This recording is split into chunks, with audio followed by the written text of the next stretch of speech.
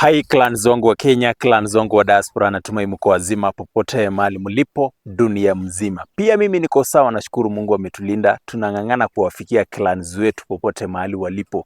Tuko side za Laikipia County, mahali panaitwa Karigonie. Watu wa Karigonie, by the way tuko kwenyu. Tulisema pale kazi yetu ni countrywide.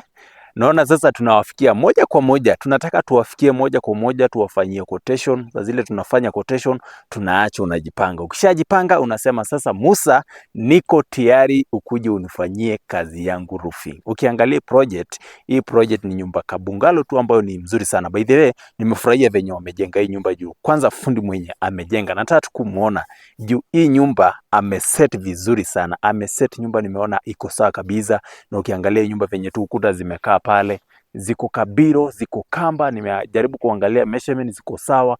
Pale juu nimeona ameweka level vizuri. Kwa hivyo nyumba iko sawa. Kwa hivyo sasa hapa ni mimi nimebakisha tu nikuje nifanye sasa kazi yangu ya roofing.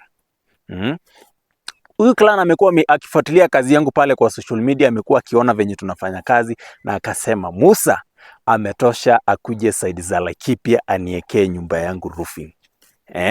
Amekuwa akifuatilia venye nafanya kazi pale, amekuwa akiangalia venye tunafanya, akaona huyu Maasai ni hatari. Huyu Maasai ni hatari sana. Huyu Maasai kwa roofing habahatishi kazi yake.